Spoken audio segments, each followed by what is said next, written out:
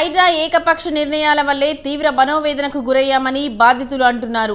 పేదల ఇళ్లను కూల్చేయడం వల్లే ఆత్మహత్యాయత్నం చేసుకునే పరిస్థితులు తలెత్తాయన్నారు. ఈ హైడ్రా ఎలాంటి నోటీసులు ఇవ్వకుండా వర్షంలో కూడా ఇల్లు కూల్చేశారని బాధితులు కన్నీరు మున్నీరయ్యారు. రేవంత్ రెడ్డి ఇచ్చే డబుల్ బెడ్రూమ్ అవసరం లేదని, ఎన్నో ఏళ్ల నుంచి ఉంటున్న మా ఇళ్ల జోలికి మాత్రం రావద్దని చెప్పారు. హైడ్రా తీరు, రేవంత్ సర్కారుపై బాధితులు ఏమంటున్నారో మా స్వతంత్ర ప్రతినిధి మరింత సమాచారం అందిస్తారు. హైడ్రా బాధితులకు సంబంధించి కావచ్చు, అలాగే హైడ్రా కమిషనర్ ఏ చర్యల్లో ఈ కూల్చివేతలకి పాల్పడుతున్నారు అన్న కోణంలో కూడా హైకోర్టు కొన్ని చురకలు కూడా హైడ్రా కమిషనర్కి వేసినట్టుగా అయితే మనం చూసుకోవచ్చు. ప్రస్తుతం అయితే హైడ్రా బాధితులు మనతో ఉన్నారు, వారితో మాట్లాడి మరిన్ని విషయాలు తెలుసుకుందాం. చెప్పండి అమ్మా.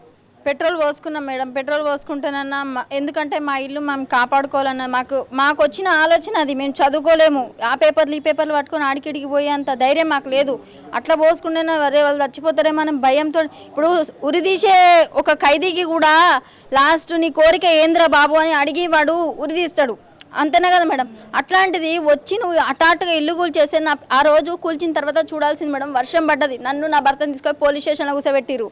ఏం చేయలేరు, ఉట్టి కూసబెట్టి తమాషా చూస్తున్నారు అంతే. నా పిల్లలు రోడ్డు మీద ఉన్నారు, వాన పడుతుంది, తడిచిపోయింది, అన్నం తడిచిపోయింది, అన్నీ కూలగొట్టిరు. అన్నం, బుక్స్, పిల్లలు ఇప్పుడు మా అక్క కూతురు 9th క్లాసు, ఆ పిల్ల ఇప్పుడు ఇంట్లో ఉంది, చదువుకోవట్లేదు. ఆ పిల్ల భవిష్యత్తు ఏం కావాలి? మా ఓన్ హౌస్ మా పేరు మీద రిజిస్ట్రేషన్ అయ్యింది. ఇంకోటి ఏంటంటే బ్యాంకు లోన్ ఇచ్చింది, ట్యాక్స్ కడుతున్నా, కరెంట్ బిల్ కడుతున్నా, డ్రైనేజ్ లైన్ వేసింది, మాకు నల్లలు వచ్చినాయి. మళ్ళీ అక్కడ పోయిన ప్రభుత్వం కంచెలేస్తా అని చెప్పేసి అవి కూడా తెచ్చిపెట్టిరు, కంచె స్టాండ్లు అవి కూడా తెచ్చిపెట్టిరు. అవన్నీ ఎందుకు చేసిరు మేడం? మీకు ఏం నోటీస్ ఇవ్వకుండానే కూల్చేస్తారు? ఏం నోటీస్ ఇలే. ఇప్పుడు సరే నోటీస్ అంటారు కదా మేడం, వాళ్ళ అన్నగారికి అయితే మళ్ళీ ఎందుకు 30 రోజుల నువ్వు టైం ఇచ్చినావు, అది నోటీస్ ఇచ్చినావు. తర్వాత కోర్టుకి పోయిండు, అదే కింద మీద పడి కేటీఆర్ సార్ అన్నట్ల కింద మీద పడి నువ్వు నోటీస్ తెచ్చుకుంటేవి, నీది కూలగొట్టకుండా సేఫ్లో ఉన్నావు, నీకు 10 ఇండ్లు ఉంటాయి, నువ్వు సేఫ్లో ఉన్నావు. మరి మా పరిస్థితి ఏంది? మేము ఎక్కడ పోవాలి, ఏడ బతకాలి? స్ట్రైట్గా ప్రభుత్వాన్ని మీరు ఏమి ప్రశ్నిస్తున్నారు? స్ట్రైట్గా ఏం లేదు మేడం, నువ్వు ఈ చెరువులని సుందరీకరణ చేసుకో, నీ బొందలు పెట్టుకో. కాకపోతే ఏంటంటే ఫస్ట్ పేదలను చూడు, కాలు కింద పెట్టి బయట గల్లీ గల్లీ తిరుగు, ప్రతి ప్రజలకి ప్రతి నోట్లో ఏమొస్తుందో విను, చూడు, వాళ్ళ ఆర్తనాదాలు విను, వాళ్ళ పరిస్థితి చూసి. నీది ఒక ఇల్లే, నీది, నీకు పెళ్ళాం పిల్లలు ఉన్నారు, నీకు సంసారం ఉంది, గూడంటే ఏందో నీకు తెలిసి ఉండాలి. నువ్వు మనిషివైతే తెలిసే ఉంటుంది. వచ్చి చూసి మా బతుకులు చూసి, నువ్వు ముఖ్యమంత్రి కదా, నీకు కట్టబెట్టిన వాడు ఎవడో కానీ ముఖ్యమంత్రి కదా, నీకు అర్థం కావాలి. నువ్వు బయటికి రా, వచ్చి మమ్మల్ని చూసి మేము రోజు 1,00,000 సంపాదిస్తున్నాం కదా, మరి ఆ గుడిసెలో నేను ఎందుకు బతుకుతున్నా? వచ్చి చూడు. నా కరెంట్ ఇవ్వద్దన్నావంట, ఈ రోజు నాటికి అదే ఇంట్లో దీపం పెట్టుకొని ఉంటా కూడా, నేను ఈయనే ఉంటా. వచ్చి మళ్ళీ కూలుస్తావా? కూలు. వచ్చి నీ ఇంటి ముందే నేను గుడి చేసుకొని ఉంటా. చూడు మరి, ఇది కూడా పెట్రోల్ పోసుకొని నీ పేరు చెప్పుకొని నేను చచ్చినా సరే 10 మందికి ఉపయోగం జరుగుతుందంటే నేను చచ్చేది చూపిస్తా. పెట్రోల్ పోసుకొని అంటు పెట్టుకొని రేవంత్ రెడ్డి అని పేరు రాసి చచ్చిపోతా. వాడిని ఎవడో అరెస్ట్ చేయరేమో, కానీ పైన దేవుడు అనేటోడు ఒకటి ఉంటాడు, వానికి తెలుసు, వాడు గుడ్డోడేం కాదు. హైకోర్టు ఈరోజు పిలిచి వార్నింగ్ ఇచ్చిందంటే ఈ రంగనాథ్ సార్ కూడా రేవంత్ రెడ్డికి హెల్పర్గా అదే ఆయనకు అనుకూలమైనట్టుగా ఆయనకు కింద చిప్పగడియేటోలాగా పోతున్నాడు. మేము ఇళ్ళలో పని చేస్తాం మేడం, మాకు తెలుసు ఆ బాధ అంటే ఏందో, మాకు తెలుసు. మీరు ఎక్కడి నుంచి వచ్చారా? మేము కూడా అదే, మేము అందరం 15 మంది, మేము ఒకటే ఫ్యామిలీ. కేసులు కానీ ఎందుకు మేడం? కనీసం ఒక నోటీస్ కానీ, ఆడు మనిషి దున్నపోతా, ఇంకొకట వాడికి ఇంట్లో ఫ్యామిలీ లేదా? గణేష్ పండుగ వస్తే వాళ్ళు చిన్నోడు డ్యాన్స్ చేస్తే అమ్మో అక్క ఎగిరినావు, బయటికి వచ్చి చూడు, బయటకు వచ్చి చూస్తే తెలుస్తుంది. ఇప్పటి వరకు నా కూతురు చదువుకోకుండా దాని పండుగ అయినా తెల్లారే నిమజ్జనానికి వేస్తే నీ మన్మడ్ డ్యాన్సులు చేస్తే అమ్మో ఉమ్మ అన్నవు. మొన్న ఒక ఆమె ఉరిపోసుకొని చచ్చిపోయింది 3 ఆడపిల్లల కోసం. అట్లనే ఉంటుందని మాకు న్యాయం కావాలి మేడం. మేము చెప్తున్నాం కదా, మాకు చాలా అన్యాయం అయిపోయింది. మొత్తం బట్టలు కానీ గిన్నెలు కానీ, కనీసం ఇప్పుడు పిల్లలకు బట్టలకి వేసుకోవాలన్నా లేదు మేడం. ఎవరు ఇస్తారు మేడం? గవర్నమెంట్ ఇస్తుందా? కేసీఆర్ ఉన్నప్పుడు ఎంత బాగునింది, దళిద్రుడు వచ్చినాక ఇంకా దళిద్రం వేసేసింది. ఇప్పటికి నా పిల్లలు స్కూల్కి వెళ్ళట్లేదు మేడం, ఎవరికి చెప్పుకోవాలి? గమ్మ కూర్చుంది, టీచర్ ఫోన్ చేస్తుంది. ఇప్పుడు బుక్స్ నెక్స్ట్ వస్తాయా? నెక్స్ట్కే వస్తాయి, ఇప్పుడు రావు. ఎంత కరెంటు లేదు, ఎందుకు ఇవ్వద్దు అన్నాడు? దేనికి ఇవ్వన్నాడు?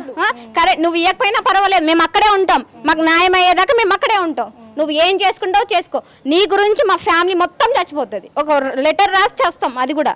మేడం జియాగూడ మూసి నుంచి వచ్చినాం మేడం. మేము మా బస్ ఫస్ట్ అంటే FTRలో ఉన్నది తీసేస్తామని అన్నారు. FTR బఫర్ ఉన్నది క్లియారిటీ ఇవ్వలేరు, మాకు అధికారులు ఇవ్వలే, ఎవరు ఇవ్వలేరు. పబ్లిక్ ఒక జగలో కూర్చొని మీకు తీస్తాం, మీకు ఇది ఇక్కడ కేటాయిస్తాం అనేది క్లియారిటీ చెప్పలేదు. మాకు వస్తారు మార్క్ వేస్తారు వెళ్ళిపోతారు.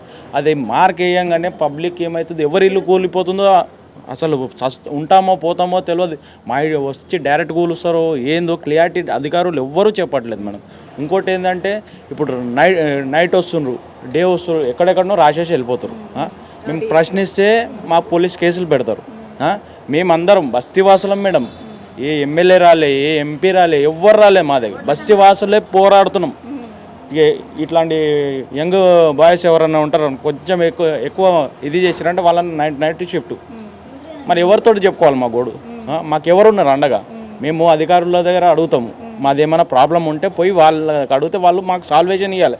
మీకు ఇది అయితే మాకు ఒక కార్పొరేట్ వచ్చి చెప్పిండా, ఒక ఎమ్మెల్యే వచ్చి చెప్పిండా మీకు ఇది ఇస్తే ఇది మీకు దక్కుతుందని. మేము ఎందుకు ఇవ్వాలి మేడం? మా ఇల్లు మేము ఎందుకు ఇవ్వాలి? మేము వేరే ఊరు వెళ్ళి కబ్జా చేసుకొని వచ్చినాం. మా మీలేక మాది ఎంఐఎం పార్టీ మేడం. ఎవరు రాలేదు మేడం, ఏ ఎంఐఎం రాలేదు, ఎవరు రాలేదు.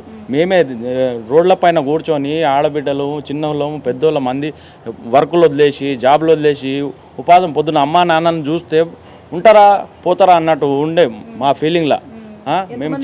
మేము ముగ్గురు అన్నదమ్ములే మేడం. ముగ్గురు అన్నదమ్ములు అమ్మ. ఇప్పుడు మీరు చేసేదాలు కుటుంబాలు కూడా విచ్ఛిన్నం అయిపోతుంది. మేమందరం కలిసి ఉండే ఉమ్మడి కుటుంబం. నువ్వు ఇస్తావు డబుల్ బెడ్రూమ్, ఎవరికి కావాలి డబుల్ బెడ్రూమ్? నేను ఇప్పుడు నా ఇక్కడ ఉన్నా, అమ్మ ఇచ్చింది నాకు, అమ్మని తీసుకొని నేను ఇక్కడ ఉంటున్నా. నెక్స్ట్ మ్యారేజ్ అయినా పైన కట్టుకున్నా. ఇప్పుడు నెక్స్ట్ మ్యారేజ్ అయితే పైన కడతాను. నేను అట్లా ఉంటాను. నువ్వు డబుల్ బెడ్రూమ్ ఇచ్చిన సామాన్యంలో పడుతుంది కదా ముగ్గురిది. ఇంకేడ ఉండాలి? బయట ఉండాలి. సామాన్ లోపడేసుకోండి, డబుల్ బెడ్రూమ్లు వేసుకొని బయట ఉండాలా? ఓ అంత పెద్ద 10 లక్షల ఇల్లు నేను డబుల్ బెడ్రూమ్ కట్టుకోనిక నేను నా ఇల్లు కూల్చుకొని డబల్ బెడ్రూమ్లో పోనీకనా? మాకేముంది? ఏమి ఇచ్చాను? నువ్వు సుందరీకరణ అంటున్నావు, 1,00,000 కోట్లు తెచ్చినావు. ఫస్ట్ 6 గ్యారెంటీలు నెరవేర్చు. ఫస్ట్ ఆ గ్యారెంటీలు నెరవేర్చిన తర్వాత జాబులు లేని వాళ్ళు చాలా ఉన్నారు, చదువుకుంటారు, మా వెంబడి పనికొస్తారు. వాళ్ళకు ఫస్ట్ జాబులు వాళ్ళకు చేయి, 6 గ్యారెంటీలు చేయి. అదే 1,00,000 కోట్లతోటి మంచి చేయొచ్చు. నువ్వు ఆ నాలకాడ ఎవరు ఉంటారు? నువ్వు నాల చేస్తావు కరెక్టే. వాటర్ బోనికేనే కదా, వాటర్ బోనిస్తావు, 2-3 బోట్లు వాడేస్తుండొచ్చు. మళ్ళీ అది చేసేది ఏదో మాకు చేయి.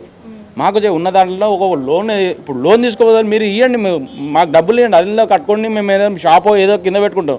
లేబర్ లెక్క ఎందుకు పోయి పని చేస్తాం మేడం మేము? చూడొచ్చు, ఓవరాల్గా చూసుకున్నట్టయితే హైదరాబాదితుల వర్షన్ ఒకటే ఉంది. ఏదైతే భాగ్యనగర సుందరీకరణ పేరుతో మా రక్తాంతో సుందరీకరణ చేస్తారా అన్న కోణంలో వీళ్ళు కూడా ఇక్కడ చెప్తున్నారు. వీడియో జర్నలిస్ట్ మల్లిబాబుతో ఉషా, స్వతంత్ర టీవీ, హైదరాబాద్.